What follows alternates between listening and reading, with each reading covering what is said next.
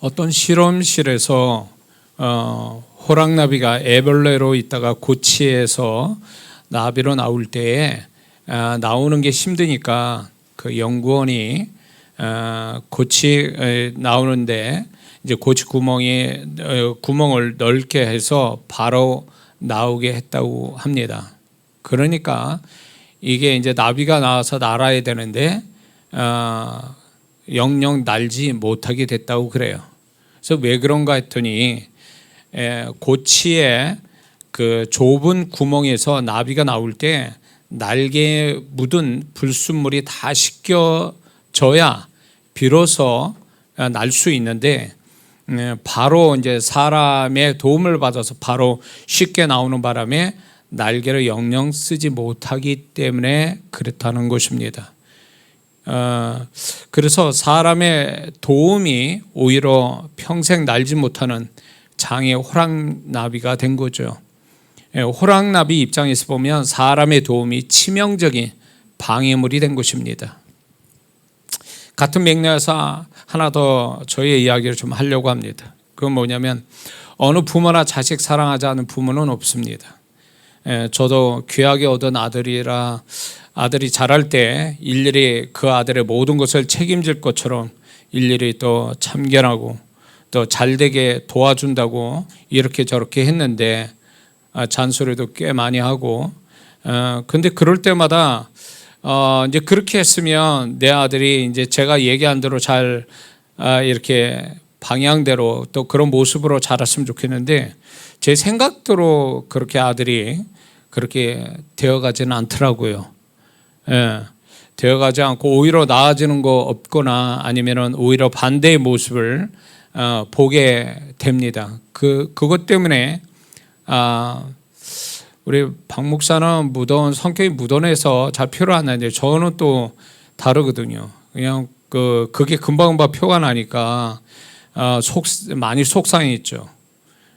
속상하고 하여튼 뭐 엄청 또 야단도 많이 치고 그렇습니다. 근데 이제 그런 일이 반복이 될 때에 어느 날 주님께서 저한테 아주 충격적인 말씀을 저한테 하셨어요. 그게 뭐냐면 이런 말씀이에요. 주님이 이렇게 말씀하시는 거야. 내가 할 일을 내가 가로막아 네 아들에게 내가 역사할 수 없다. 이렇게 말씀하신 거예요. 그래서 부모된 입장에서 보면 이 주님의 음성은 저한테 엄청나게 충격적인 것입니다. 왜 그럴까? 왜 기도를 엄청 많이 해서 낳은 아들이고 또 자라면서도 엄청 기도 많이 하고 나름대로 잘 키워보려고 했는데 뭐 다른 부모들 사춘기처럼 사춘기를 지나가는 건지 또 성품이 제 아들을 여러분들 아시면 아시겠지만 그렇게 나대거나 또 성품이 모나거나 그런 친구는 아닌데 제가 이제 원하는 방향대로 흘러가지 않으니까 그런 부분에 제가 많이 실망하고 속상했던 거예요. 그래서 이제 그러면서 이 자식이 아무리 내 자식이라도 내 마음대로 되지 않는구나. 어느 부모나 다 그런 얘기를 하죠. 저도 그렇게 생각을 했으니까요. 그러면서 이제 얘를 좀 더 그러면 더 나은 방향으로 가기 위해서 어떻게 해야 될까라고 고민을 많이 했죠. 어느 부모 똑같은 부모 입장에서. 그런데 그런 과정에 주님이 저에게 이야기하신 거예요. 너 때문에 네 아들을 내가 어떻게 할 수가 없다라는 거예요. 그래서 이게 뭐 아들 망하라고 하는 것도 아니고 잘되게 하려고 하는 것인데 주님은 왜 이런 말씀을 하셨을까 하는데 지금 또 그때를 그 주님의 음성을 들려주시던 그때를 뒤돌아보면 주님의 음성은 정말 정답이었다는 거죠. 저한테 아주 확실하게 못을 박는 말씀이었습니다.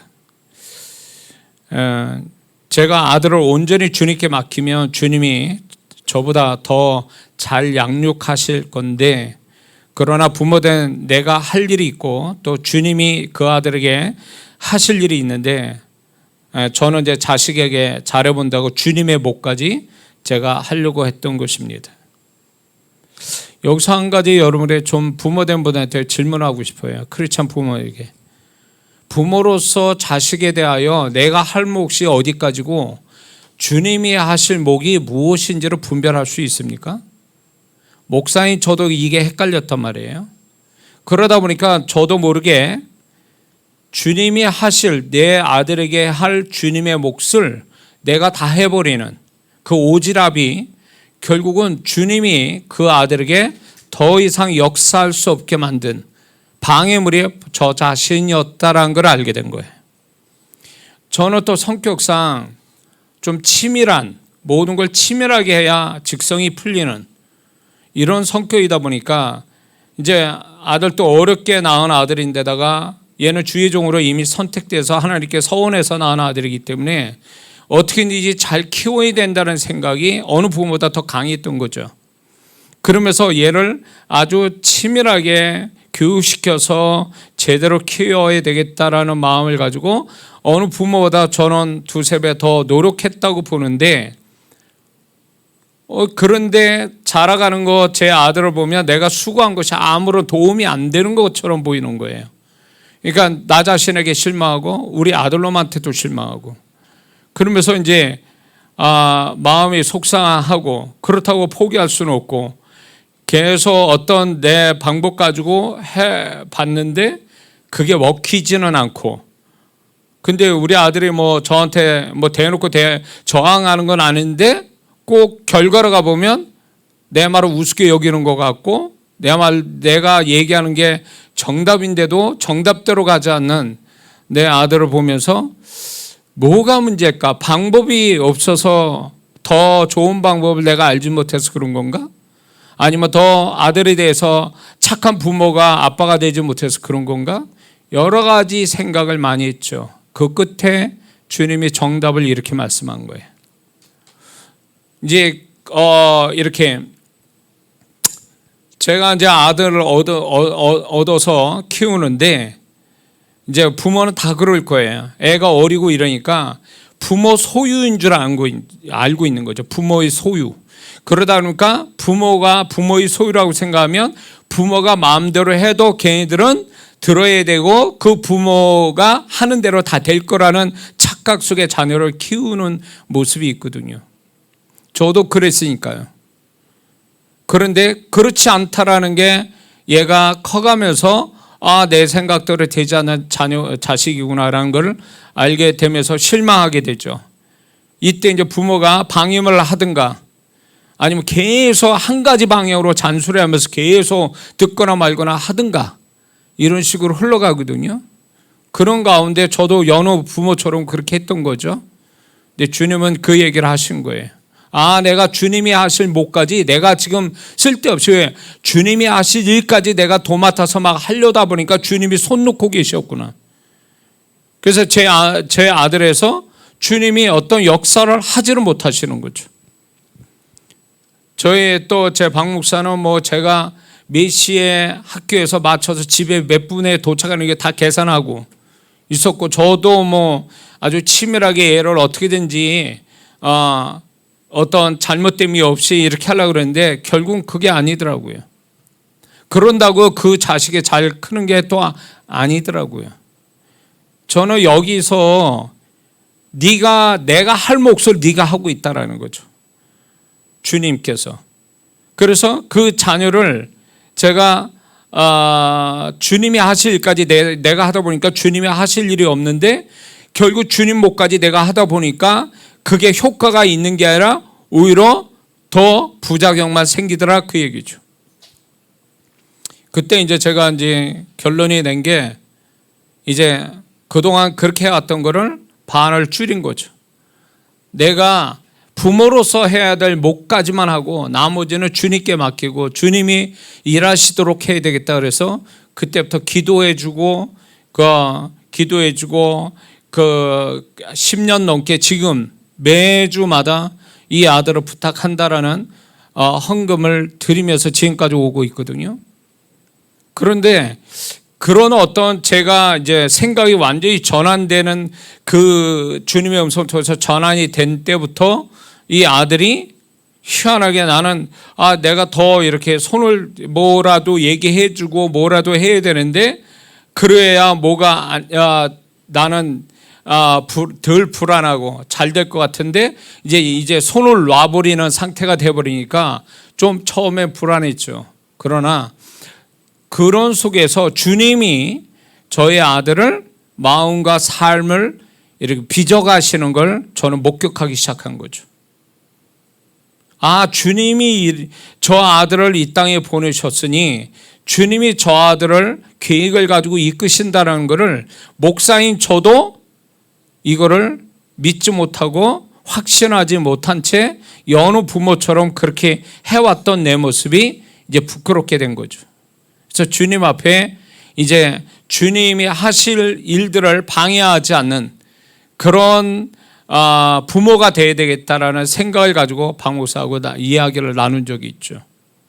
그러다 보니까 이제 제 아들을 향한 이야기가 이제 반쯤 줄고, 그리고 신뢰하고 하나님께 맡기는 이 훈련을 이렇게 할 때에 저는 나름대로 감사한 거는 지금 제 아들이 훌륭하게 지금 사역을 잘 하고 있다라는 것, 그걸 보면서 틀리지 않았다. 주님이 키워주시는구나. 흔히 이런 말을 쉽게 하거든요. 크리스찬 부모가 주님이 키워주셨습니다라고 이런 얘기를 할 때 여기에서 우리가 정말 조심해야 될 게 뭐냐면, 주님이 키워주셨다라는 신앙고가 하면서 부모가 부모 몫을 안 하는, 부모가 그 자녀에 대해서 분명히 해야 될, 부모로서 해야 될 몫을 하지 않는 채 주님께 맡긴다는 건, 이건 부모로서 책임 전가하는 거고 부모의 책임을 다하지 않는 모습이 여기 있는 거거든요. 가끔가다 크리스찬 부모가 이런 부모들이 있어요. 그냥 주님이 알아서 하신다고. 그럼 이제 묻죠. 자녀를 위해서 얼마나 기도합니까? 자녀를 위해서 영적으로 이 자녀가 잘 되게 해서 어떤 태도를 취합니까? 이런 걸 물어보면 이런 거에 대해서 명확하게 대답하지 못하는 부모들이 있어요. 그러니까 주님이 알아서 하신다. 이거 너무 극단적인 거죠. 부모의 역할을 못하고. 또 저같이 자녀를 너무 사랑하니까 주님이 하실 일까지도 내가 막 해버리는, 그래서 주님이 어떻게 비집고 들어와서 그 자녀를 어떻게 하지 못하는 그런 모습의 자녀, 양쪽에 이런 부모 모습이 있다라는 거죠. 저는 이거를 보면서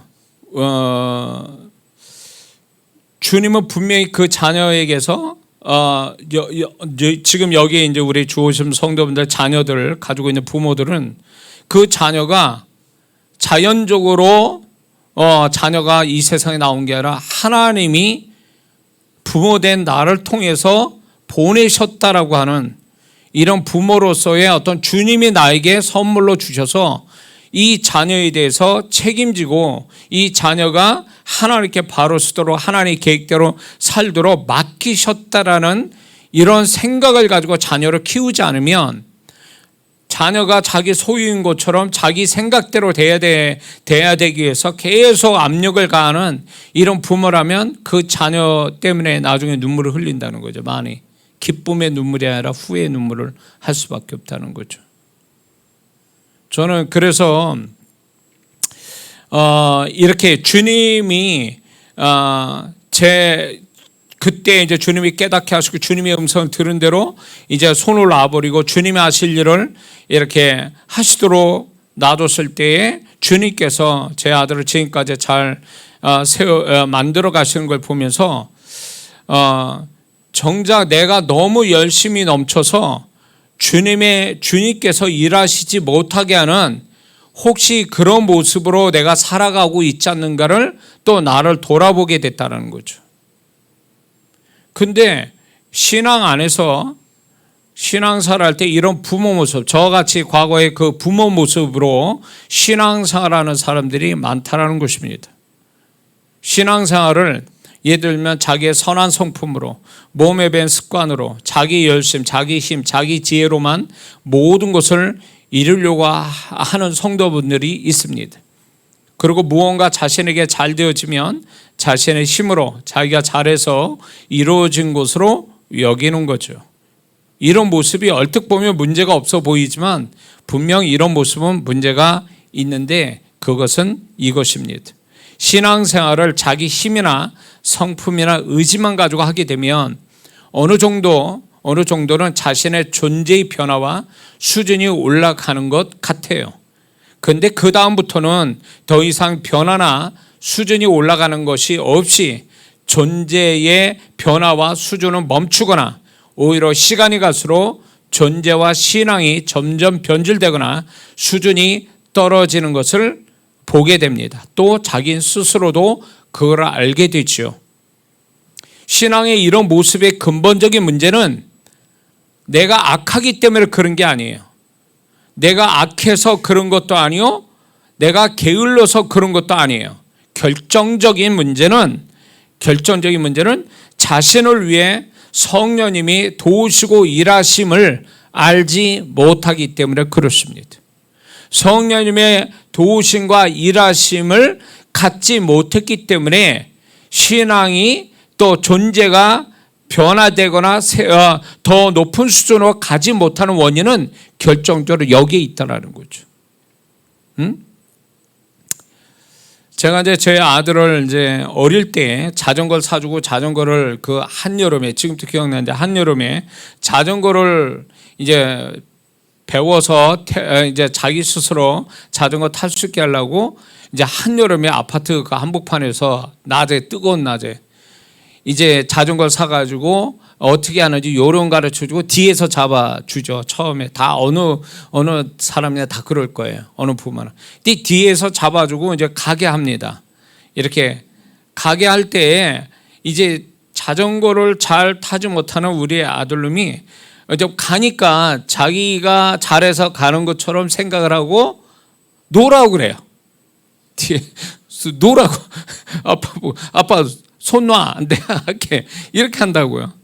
그래서 이제 안 돼. 다쳐. 그래가지고 이제 붙잡아주고 이랬는데 계속 가니까 잘 가니까 자기는 또 잘 가는 줄 알고 그냥 손 놓으라는 거예요. 자기가 갈 수 있다고. 그냥 놔버렸죠. 나는 뭐 어떻게 돼요. 가다가 이제 꼬라박은 거지. 그래가지고 뭐 까져서 울고 또 그런 기억이 납니다. 근데 여기서 중요한 교훈이 있습니다. 우리가 지금 뭔가 잘 되어가고 뭔가 신앙이 나름대로 습관이 돼서 잘 또 때 되면 교회 나오고 기도하고 헌금하고 이런 게 어떻게 보면 내가 잘하고 있기 때문에 그런 것처럼 합니다. 그런데 여기에서 우리가 착각하는 게 뭐냐면 우리 아들의 착각이에요. 뒤에서 성령님이 우리를 도우시고 일하시기 때문에 그나마 그 신앙이 유지된 거예요. 성령님의 일하심과 도우심이 없으면 언제든지 자빠져서 저 세상으로 돌아갈 우리의 모습은 얼마든지 있어요. 그런데 많은 성도분들은 이 성령님의 일하시고 도우시는 것에 대해서 알지도 못하고 그리고 그분이 나를 보이지 않게 도와주고 계시고 있다라는 것에 대해서 이거를 실감나게 경험하지 못하니까 그분이 돕는다라는 거, 그분이 나에게 일하여 주신 걸 지식적으로 안 성도들이 많다라는 거죠. 신앙은 우리의 존재, 하나님 앞에 우리의 존재가 달라지고 신앙이 높아지는 것은 내 노력과 선한 성품으로 되는 게 절대 아니에요. 이런 생각을 가지고 신앙생활하니까 이런 사람들이 성령의 일하심과 도우심 없이 하다 보니까 어느 수준에 된 것 같은데 그 다음부터는 안 되고 있다는 걸 본인이 또 알아요. 이제 본인이 아는데 밝힐 수는 없고 그거를 또 드러낼 수 없으니까 포장을 하면서 계속 잘하는 것처럼 착각해요. 그래서 그 신앙이 뭘로 자기는 잘하고 있다고 착각하냐면 행위로서 잘하고 있다는 걸 스스로 그거로 덮어씌우는 거예요. 아, 나는 기도 좀 더 해. 내가 예배를 좀 더 잘 드려. 그래, 내가 뭐 봉사도 잘해. 이런 걸로 자기는 뭔가 하나님 앞에 잘한 걸로 스스로 착각한다는 거예요. 근데 근본적으로 우리가 신앙사라는 목적은 행위의 목적을 두고 하는 게 아니라 우리 존재 자체가, 우리의 존재값이 그분이 원하시는 수준의 존재값을 만들어내기 위해서, 그 존재값이 되기 위해서, 그리고 그분이 바라시는 신앙의 수준, 예수 그리스도의 형상, 예수 그리스도의 흔적, 예수 그리스도의 생애로 가는 데 있어서 이것이 우리를 신앙생활하게 하는 하나님의 목적인데, 이거는 우리 힘으로 절대적으로 되는 게 아니라는 거예요. 이게 우리 힘으로 되는 것 같으면 우리가 영광을 받는 거죠. 우리가 안 되니까 성령님이 우리에게 오신 거예요. 그 성령님이.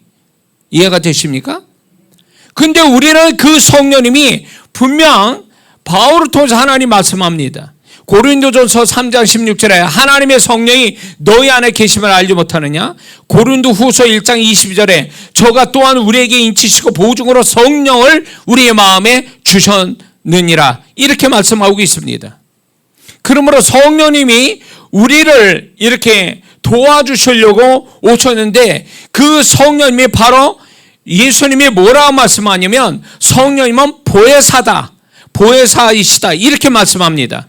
요한복음 14장 16절 17절 그 다음에 26절에 예수님이 이렇게 말씀합니다. 내가 아버지께 구하겠으니 그가 또 다른 보혜사를 너에게 주사 영원토록 너희와 함께 있게 하시리니 저는 진리의 영이라 세상은 능히 저를 받지 못하나니 이는 저를 보지도 못하고 알지도 못함이라. 그러나 너희는 저를 아나니 저는 너희와 함께 거하시며 또 너희 속에 계시겠습니다.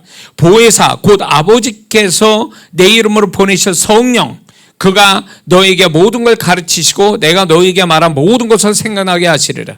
그러므로 예수님께서 성령님을 뭐라고 소개하시냐면 보혜사시다, 이렇게 소개하셨거든요. 근데 그 보혜사라는 말이 헬라어로 파라클레토스거든요. 그러면 이 단어가 원래는 영적인 단어가 아니라 그때 당시에 쓰는 보편적 단어였단 말이에요. 근데 파라클레토스라는 뜻이 뭐냐면 어떤 사람의 도움이 되기 위해 부름을 받은 사람이 바로 파라클레토스예요.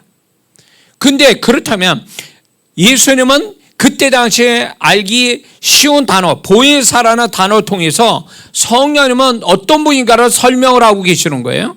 그분은 우리가 스스로 안 되니까, 우리 존재나 우리 신앙이나 우리의 삶이 그분에게 초점 맞추기는 안 되니까 우리를 도와주시기 위하여 오신 분이라는 거예요.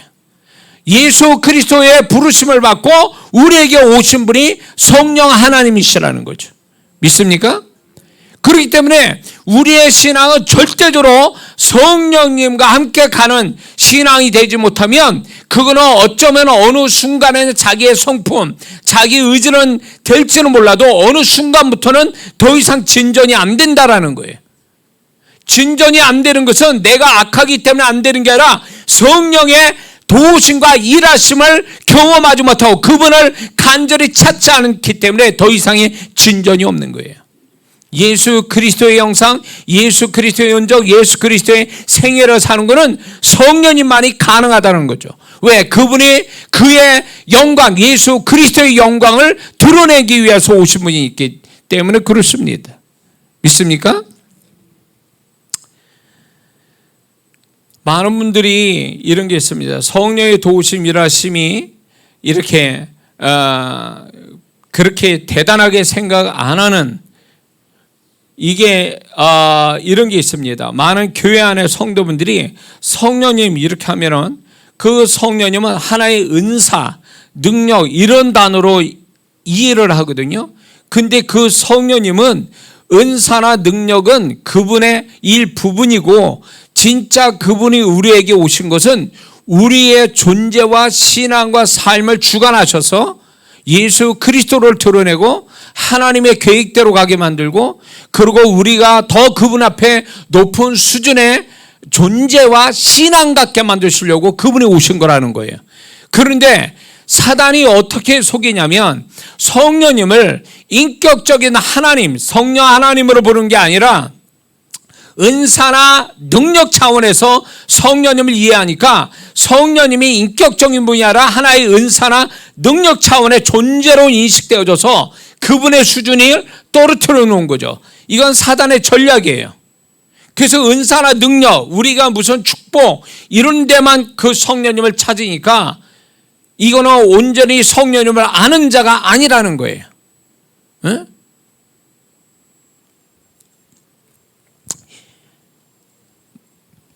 이렇게 우리 한국 교회 역사 속에 이제 제자 훈련을 통해서 말씀을 통해서 그리스도인다운 모습을 만들어가는데 말씀을 이렇게 말씀을 배우는 과정들을 80년대부터 있었습니다. 그런데 그런 말씀을 통해서 모양 있는 크리스찬으로 만드는데 말씀이 한 역할을 했지만 그 이상의 폭발적인 어떤 그리스도인 능력, 정말로 이기는 크리스찬, 정말 주님의 모습을 나타내는 크리스찬, 그리고 자기가 아니라 그 안에 주님이 드러나게 하는 이 신앙은 오로지 성령님만으로 되어지는 건데, 성령님을 강조하지 않으니까, 인격적인 성령님을 강조하지 않으니까 그 신앙이 지식으로 끝나더라, 그 얘기예요. 지식으로. 지식으로 끝나고 너무나 그 지식으로 끝난 성령님에 대해서 가끔가다 찾는 그분으로만 인식이 되니까 신앙이 성장되지 못하고 존재가 달라지지 않고 맨날 그 타령으로 아니면 더 변질된 상태로 가버리는데, 그런 거에 대해서 고민하고 그런 것을 극복하기 위해서 더 착해져야지, 내가 더 의지를 가지고 교회 열심으로 신앙사야지, 이걸로 해결을 하려고 그랬는데 그거 가지고 안 된다, 그 얘기예요. 근본적인 문제는 성령 하나님을 늘 그분을 붙들고 그분의 도우심과 일하심을 경험하며 살아가는 것, 그분이 나를 위해서 어떻게 나를 도우시고 일하시는지를 알고 그분과 함께 같은 방향으로 그분을 돕는 역할, 그분이 나를 돕는 게 아니라 그분이 나를 향하신 그분이 하실 일에 대해서 내가 도와드리는 입장, 내가 도와드리는, 그분이 하시도록 돕게만 만들어준 다음에 그분을 풍성하게 우리에게 역사한다는 걸 잊지 말아야 될 줄 믿습니다. 지금 또 성령님이 우리에게 그나마 어느 정도 일하고 계시니까 지금 우리가 지금 이 자리에 앉아있지, 성령님이 우리에게 일하시지 않는다면 아마 우리는 저 세상, 예수 믿고 구원받다가 교회 나왔지만 어느 순간에 세상으로 가버린 그 사람이 우리 모습이 되는 거예요. 그 정도로 세상으로 가버린 성도들은요, 성령님이, 그러면 그 사람들은 없어서, 성령님이 안 계셔서 그들은 세상으로 간 겁니까? 아니요. 그들이 세상으로 끌려갈 수밖에 없는 것, 죄와 세상과 마귀의 육신의 정욕에 끌려갈 수밖에 없는 것은 성령님의 일하심과 도우심이 없기 때문에 그렇게 된 거예요, 결과가. 그러므로 여러분들이 여기 앉아서, 저와 여러분들이 여기 앉아서 하나님께 예배드릴 수 있는 이것은 그나마 성령님이 우리 안에서 내게서 도우시고 일하시기 때문에 우리는 지금 이렇게 앉아있는 줄 믿습니다. 그래서 우리는 성령님을 우리가 소위 말하면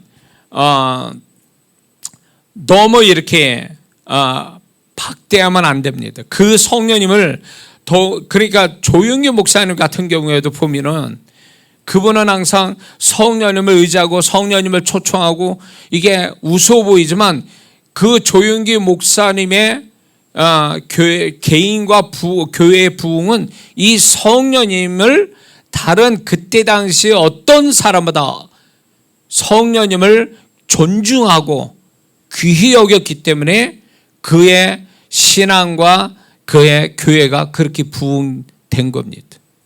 근데 우리가 오늘날 다시 주님이 오심에 가까운 이때에 우리는 더욱더 성령님을 의지하고 그분의 도우심을 받지 않으면 안 될 만큼 우리는 영적으로 굉장히 험악하고 굉장히 위태로운 지경 속에 우리는 살고 있다는 걸 잊지 말아야 됩니다.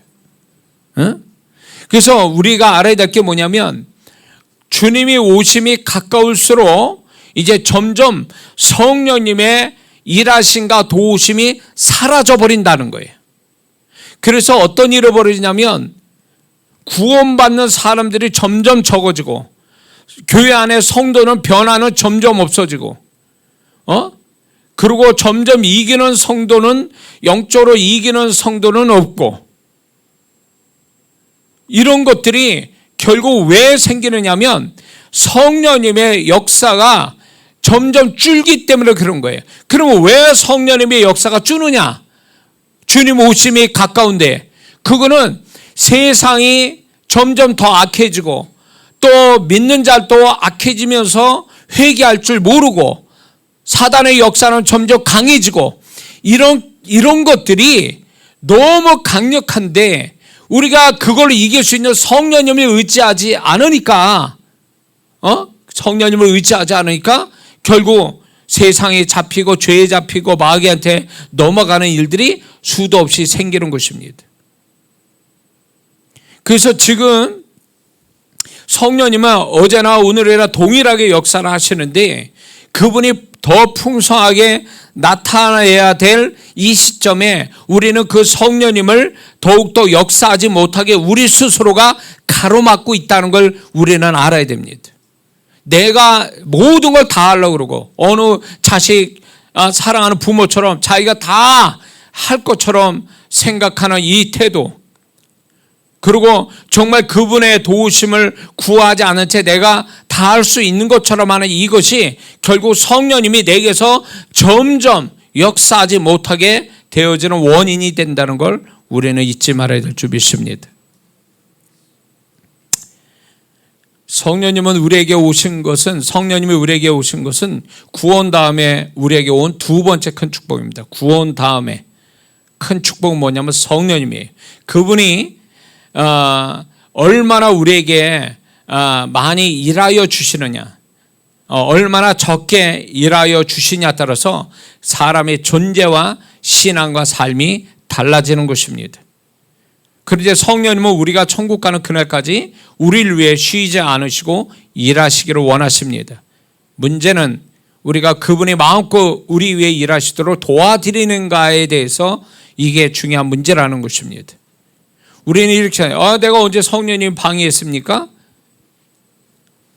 내가 그분을 찾지 않고 의지하지 않고 그분의 일하심과 도우심을 정말로 어떻게 일하시고 내가 어떻게 도와드릴지를 알고 그분께 묻고 이렇게 해서 그분이 하지 마라 그러면 하지 말고, 이거 네가 도와줬으면 좋겠다 그러면 그거 하고, 이게 그분을 돕는 건데 우리는 이렇게 묻질 않거든요. 내가 좋으면 하고 내가 싫으면 안 하고, 내가 이쪽 가고 싶으면 가고 저쪽 가고 싶으면 저쪽 가고, 이런 식의 중구난방으로 자기 마음대로 막 해버리는 이 자체가 그분이 나에게 일하시고 도우시는 거에 대해서 방해를 거는 거와 똑같다라는 얘기입니다. 자, 성령님은 나를 이쪽으로 이끌기를 원하는데 난 저쪽 가고 있어요. 그분은 나를 이렇게 도와주고 싶은데 나는 도움을 구하지 않아요. 이게 그분의 일하심을 방해하는 거예요. 그분의 일하심을 못하게 만드는 거예요. 그러니까 나보다 더 나를 아시고 나에게 더 좋은 걸 주시기 원하시는, 나를 그쪽으로 이끌어 가시는 성령님을 우리가 배제한 채, 내가 무시한 채 하니까 내 힘으로 막 사는데 되는 건 없어. 왜 그런 줄 아십니까? 내 힘으로 열심히 되는데 되는 건 없어요. 왜 그래요? 성령님이 이끄시는 대로 흘러가지 않기 때문에 그런 거예요. 그렇다고 우리가 악을 행합니까? 악을 행한다면 이미 그분은 더 일하시지 않죠. 근데 성도분들의 생각이 뭐가 있냐면, 내가 명백한 죄, 노골적으로 명백한 죄를 짓지만 않으면 하나님이 나를 다 도와주시는 거 아닙니까? 이렇게 생각해요. 아니요. 우리의 선함이 그분이 나를 도우시고 이끄시는 거에 대해서 더 그게 앞서거나 그게 우선이 될 수는 없다라는 거죠. 근데 우리는 그거를 가지고 다 이겨먹으려고 그래요. 성령님의 역사도 이겨먹으려고 해요. 나는 하나님 나 떳떳합니다. 나 죄 지은 거 없어요. 나 죄 지으려고 그러는 것도 아니에요. 그러니까 제가 이렇게 하는 거에 대해서 동의해 주시고 나를 축복해 주세요. 이런 식이에요.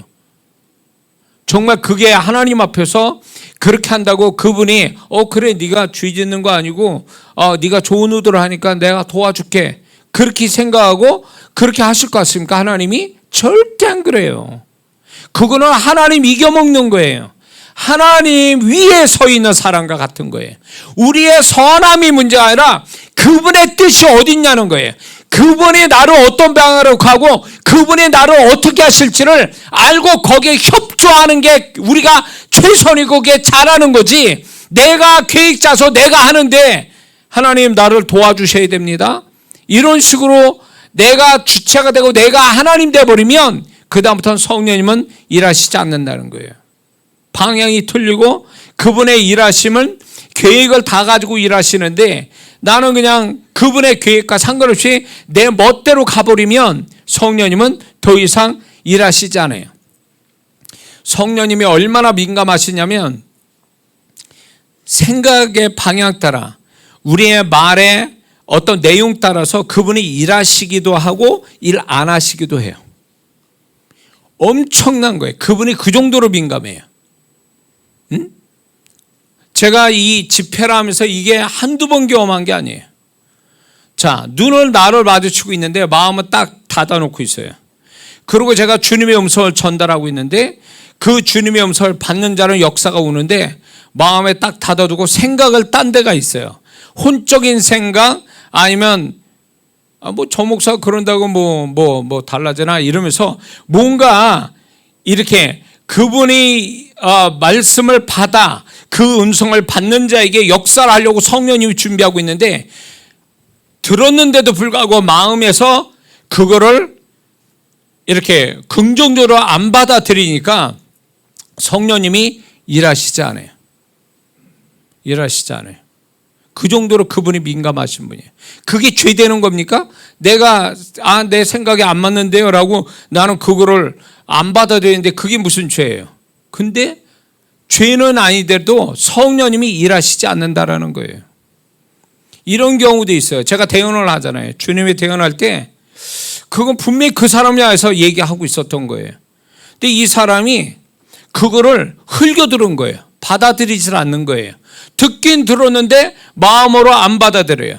그래서 제가 대언할 때 아멘으로 받아야 된다고 왜 아멘을 하게 하냐면 그 아멘이 영적으로 굉장히 중요한 단어예요.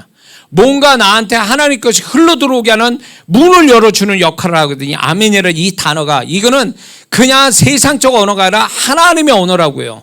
그런데 분명히 그 사람이 안에서 얘기하고 있는데 이 사람은 흘겨들어온 거예요. 받아들일 마음이 없는 거예요. 그냥 그렇구나. 역사가 안 와요. 그 사람 건데도. 이 정도로 성령님이 우리에게서 얼마나 그분이 우리에게서 존중받고 인격적으로 대하기를 얼마나 원하시는지 알 수가 없어요.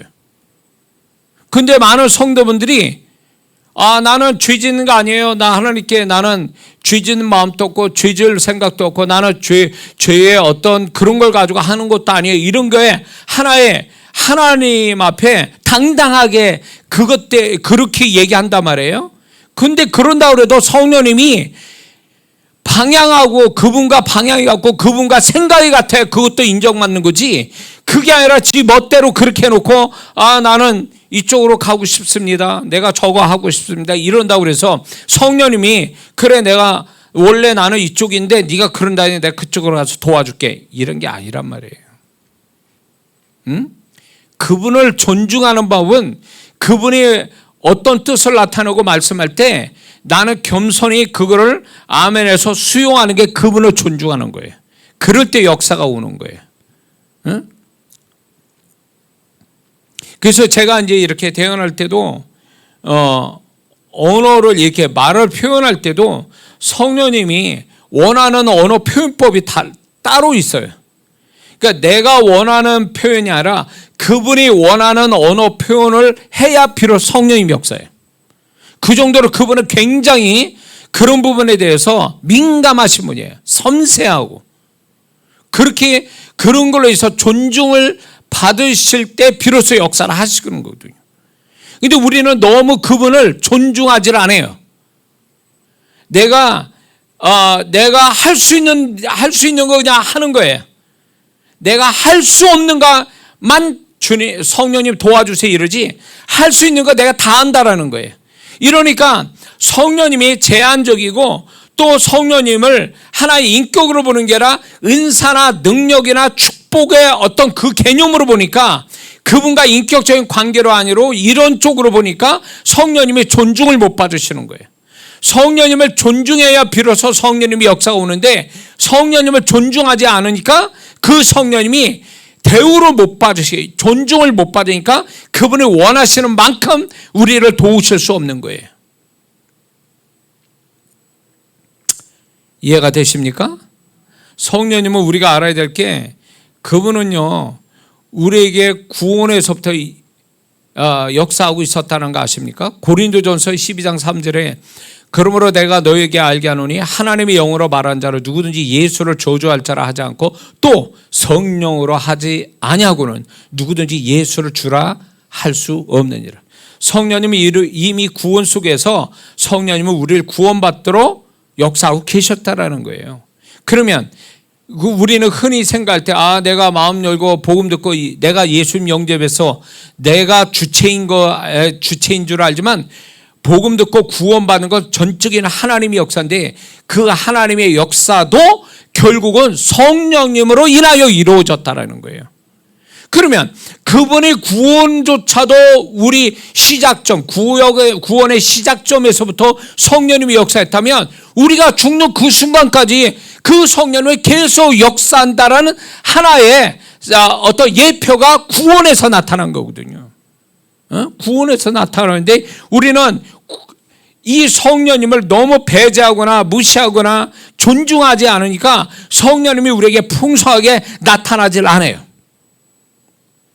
제가 이게 집회 속에서도 나타나는 게 뭐냐면 처음에는 성령님을 굉장히 강력하게 제가 부족하고 모자라니까 이제 성령님을 엄청 강력하게 그 기도를 엄청 많이 했단 말이에요. 그러니까 성령님이 집회 때마다 막 역사가 일어나는 거예요. 말한 대로 되고 그분이 역사하는 게 막 제가 손을 안 대도 역사는 계속 일어나고 그렇게 했는데 이게 이제 좀 시간이 지나고 반복이 되다 보니까 제가 성령님을 찾는 경험에 의해서 뭐 지난 시간에 그렇게 역사했으니까 또 역사하겠지. 나도 모르게 그런 마음이 든 거예요. 그러니까 그분에 대한 간절한 마음이 좀 다운이 된 거예요.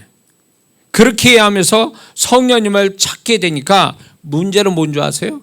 성령님이 전에보다 저에게서 존중을 많이 받지 못하고 그렇게 되니까 그분의 역사가 수준이 떨어지더라 그 얘기예요. 그래서 제가 깨닫게 됐어요. 내가 경험을 의지해서 또 잘 될 거라고 내가 생각하는 이것이 얼마나 교만이고 이게 얼마나 성령님을 내가 무시하는 태도인가를 알게 됐어요. 그래서 변함이 처음 같은 마음으로 끊임없이 성령님이 이 모든 것의 주체가 되셔서 나를 도구로 써달라고 하는 이 간절하고도 겸손한 마음을 가질 때 그분이 비로소 역사하시더라 그 얘기예요. 근데 오늘날 많은 성도분들이 저에게만 역사하시겠습니까?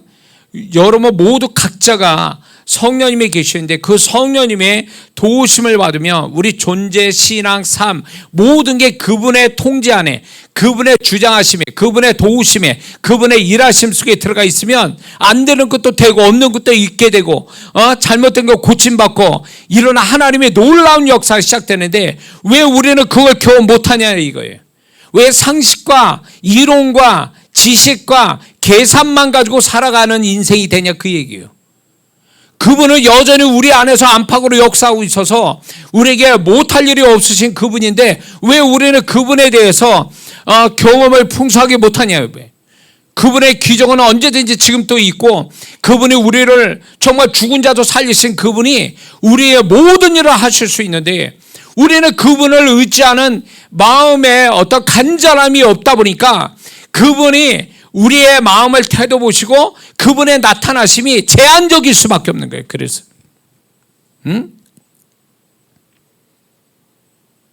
사도행전 2장에 성령의 불이 와서 뒤집어졌죠. 예수의 미친 자들이 됐죠. 시대를 바꾸는 자들이 됐습니다. 그거는 어떻게 그 불이 그 정도 강력하게 오게 된 배경이 뭡니까? 예수님 약속이 있죠. 약속이 있는 것뿐만 아니라 이 자기들은 이 성령의 침례가 모르면지 모르지만 이것이 자기들의 모든 걸 바꿔놓을 거라고 하는 간절함이 있었어요. 그러니까 그들이 한 거의 10일 동안 쉬지 않고 매일 기도했다는 거 아니에요? 그 정도로 간절했다는 거예요. 그 간절함이 폭발적인 성령의 부흥의 불이 오게 된 거죠. 그게 시대를 바꾸는 시작점이었잖아요. 그처럼 오늘날에도 정말로 우리가 얼마나 죄에 눌리고 마귀에 눌리고 세상에 눌리고 이런 것들에 육신의 정욕에 눌리며 우리는 패배당하고 살아가는 데 있어서 이런 모든 걸 다 뒤집을 수 있는, 바꾸어서 이기는 자가 되게 만들려고 성령님이 우리 안에 오셨는데, 그 성령님을 그런 진정으로 이겨야 될 걸 이기는 자로서 살아가는 성령님의 능력을 경험하려면 그분을 간절히 찾지 않으면 안 된다는 거예요. 응? 사도행전 2장에 그 120명 성도 같은 간절한 마음으로 성령님을 찾지 않으면 우리는 여전히 패배당하니, 죄의 육신의 종에게 세상의 마귀에 패배하며 살 수밖에 없다라는 거죠. 응?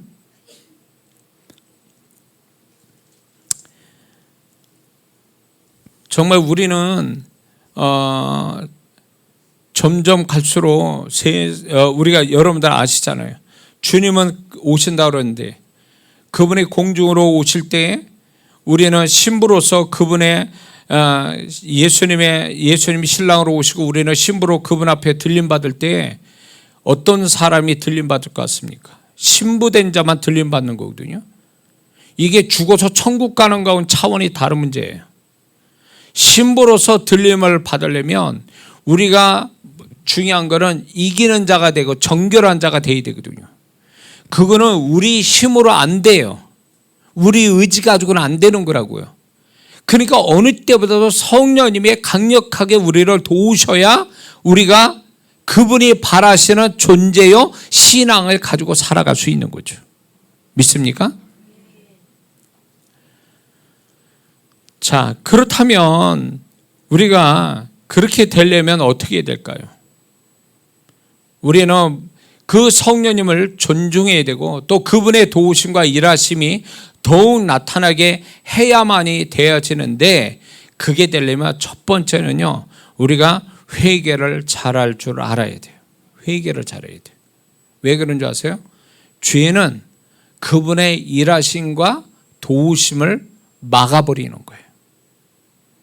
그래서 우리는 항상 성령이 지적을 받아서 우리가 잘못된 그 모든 것들에 대해서 낱낱이 그분 앞에 고백되어져서 보혈로 씻음받는 이 작업이 있지 않으면 우리의 죄가 그분의 일하심을 제한시켜버리는 거예요. 그러니까 죄가 많은 사람에게 성령이 역사할 것 같습니까? 역사 안 해요. 못해요. 하나님 앞에 적어도 자기를 인정하는, 하나님께 자기가 어떤 사람인지 어떤 모습인지를 솔직하게 인정하는 자에게 성령이 임하시는 거거든요. 성령이 도우시는 거거든요. 그렇기 때문에 우리는 회개하는 일에 우리가 열심을 하는 우리의 모습이 될 때 비로소 성령님의 도우심과 일하심이 나타나게 될 줄을 믿습니다. 그리고 이제 그 성령님의 도우심과 일하심이 오려면 그분께서 우리의 마음을 만지실 때 더욱 긍정적인 반응을 보여야 됩니다. 다시 말해서 성령님이 만약에 우리의 마음을 울컥하게 한다면 그 감정을 억제하는 게 아니라 그거를 그대로 표현하고 더 그거를 증폭시키는 자가 성령님이 만지신 거잖아요. 강팍한 마음이 어느 날 어떤 말씀을 딱 듣는 순간에, 찬양 듣는 순간에 뭐가 마음이 울컥하는 게 왔다. 그러면 그 마음을 절제하고 숨기는 게 아니라 표현하는 거예요. 그럴 때 성령님은 더 강력하게 그 사람한테 역사하는 거거든요. 근데 오늘날 우리의 신앙은 뭐냐면 우리가 이제 영적인 어떤 행위를 가질 때 성령님은 더 그 가운데 역사를 풍성하게 하시거든요. 그런데 우리는 그 성령님의 역사를 제한한단 말이에요. 이렇게 소위 말하면 절제시켜요. 울고 싶은데 성령님은 그 사람을 울리고 있는데 내가 안 울어. 그분이 진동시키는데 진동 안 해. 그분이 어떻게 하기를 원하시는데 내가 그걸 안 해. 이러면 성령님이 제안을 받으시고 그 다음에 이 사람에게 어떤 역사를 일으키실 것을 진행을 못 하시는 거예요. 그러니까 뻣뻣하게 있는 사람, 그러니까 교회 와서 소위 말하면 예의 갖추고 소위 그러니까 성령님이 영적 행위 속에 나를 이렇게 저렇게 마음과 어떤 육체의 어떤 역사를 일으키고 있는데 작게라도 무슨 역사를 일으키고 있는데 내가 그 부분에 대해서 내가 절제하거나 아니면 남들이 보니까 창피하니까 의식해서 내가 멈춰버리거나 절제해버리면 성령님이 그 사람한테 더 깊은 더 강력한 역사를 주시는 것들이 못하신다는 거예요. 제한을 받는다는 거죠. 사도행전 2장의 120명 성도는 성령이 잡힌 사람들이에요. 그러니까 시대를 바꾸는 거죠. 그 성령이 잡힌 자가 그 사람들이 말할 때 행동할 때 다 그 주변이 변화받는 역사가 일어났어요. 안 믿는 자가 예수 믿고 놀라운 하나님의 기적들이 그들을 통해서 나타나고 사도행전을 보면 나오잖아요. 우리가 지금 그런 시대에 지금 그런 시대가 됐단 말이에요. 그렇기 때문에 우리는 성령님이 역사를 할 때 자그맣게 역사할 때도 그걸 자꾸 표현하는 성도가 되어야 됩니다. 믿습니까? 왜 남미 쪽이나 이제 미국에 이제 제가 가본 데 미국, 이제 캐나다 뭐 이런데 보면은 그들이 성령이 역사할 때요, 그들은 굉장히 폭발적으로 표현을 하거든요. 드러내요. 그렇게 하나님의 역사 오버할 정도로 그렇게 표현하거든요. 그게 놀랍게 성령께서 놀라운 일들을 행하시는 시작점이 되더라 그 얘기예요. 그래서 지금 또 이제 하나님의 마지막 부흥을 어디에서 주실지 모르겠지만 부흥이 오는 그 부흥이 올 때 반드시 예배 가운데 올 건데 그 예배 속에서 성령님이 만지시고 역사할 때에 그거를 표현을 잘하는 그 현장에 그 사람을 통해서 부흥이 올 거라고 저는 믿어요. 그래서 우리가 너무 너무 남을 의식해가지고 이렇게 절제하는 성령님의 나를 어떤 식으로 영적으로 좋은 어떤 타치를 주고 계시는데 그거를 내가 이렇게 절제한다면 성령님이 그 다음부터 일을 더 못하신다는 거죠. 그게 일하심을 방해하는 거예요.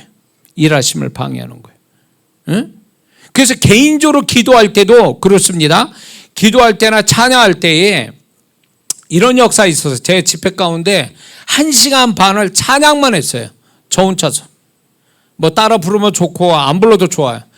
계속 목이 쉴 정도로 찬양 하나가 끝나면 그 다음 찬양이 연결되고 성령께서 그 다음 찬양을 연결해주고 그래가지고 1시간 반 동안을 거짓말해서 찬양만 했거든요.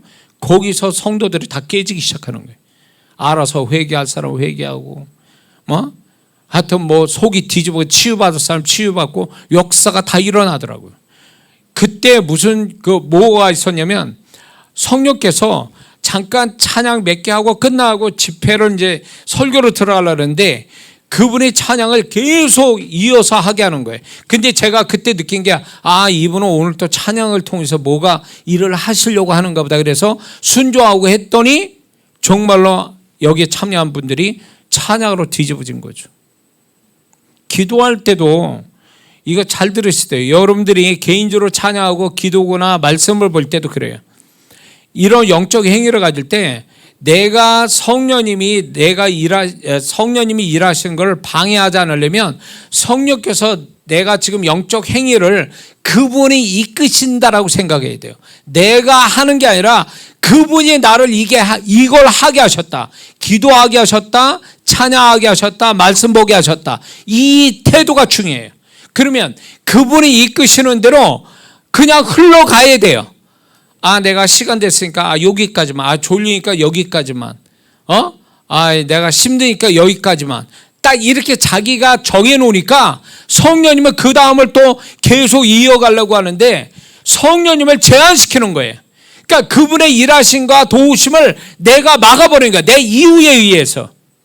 이러니까 그분이 이끌어 가시는 대로 가야 재미도 있고 집중이 되고 역사도 오는데, 내가 정해놓은 대로 딱딱 잘라버리니까 재미도 없고 되는 것도 없고, 했다라는 의무감에서 했다라는 그 하나만 가지고 했다라고 하는 거지, 성령님이 나를 어떻게 하셨다, 뭘 생각나게 했다, 깨닫게 했다, 내 마음을 어떻게 만졌다, 치유받았다, 무슨 계시가 왔다, 환상이 열렸다, 이런 걸 경험 못한 이유가 여기 있는 거예요. 반듯한 사람들이 참 신앙의 손해를 보는 이유가 여기 있어요.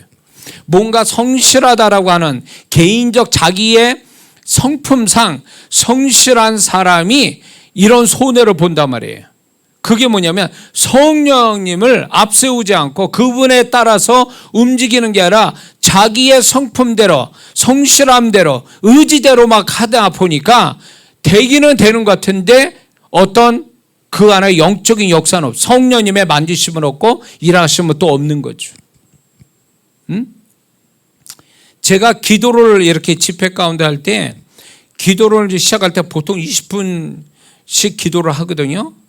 이제 집회에 성도들이 방언 기도하면서 막 그 안에 들어오게 하려고 20분 기도하는데, 언젠가는 제가 1시간을 계속 기도해서 이거 계속 하는 거예요. 성도분들은 기도 안 해도 상관없어. 나는 기도를 하는 거니까. 왜냐하면 성령님이 그렇게 기도하기를 원하시니까. 그래서 기도를 계속 하는 가운데 알아서 뒤집어지는 거예요. 불도 받고 치유도 받고 회개도 하고 다 해요. 나는 사역 아직도 안 했는데, 나는 기도만 하고 있는데. 그러니까 성령님이 그걸 원했던 거예요. 보아라 말이지, 네가 나를 따라서 네가 한다면 내가 어떤 일을 하는지 내가 보라는 거예요.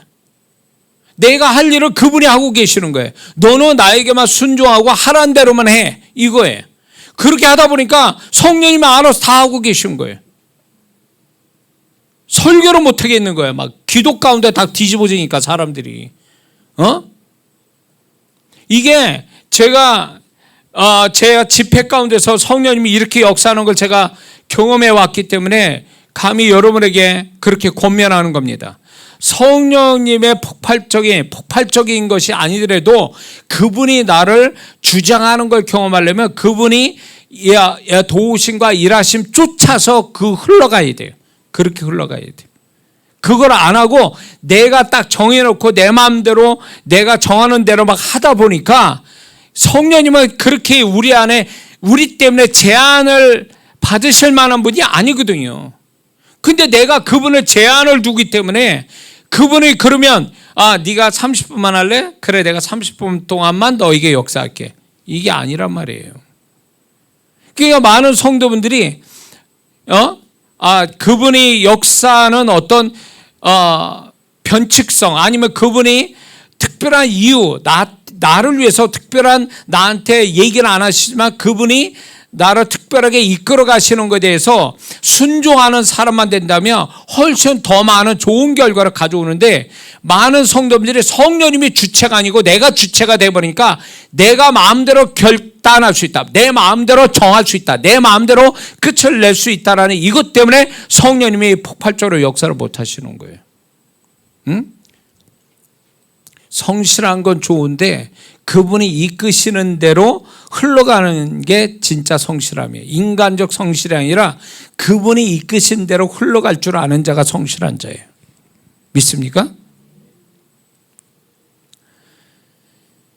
우리가 이런 게 있습니다. 우리가 그분이 이끄시는 대로 흘러가게 되면 반드시 오는 게 첫 번째 현상이 뭔지요? 성령의 열매가 나타나요. 우리 안에서.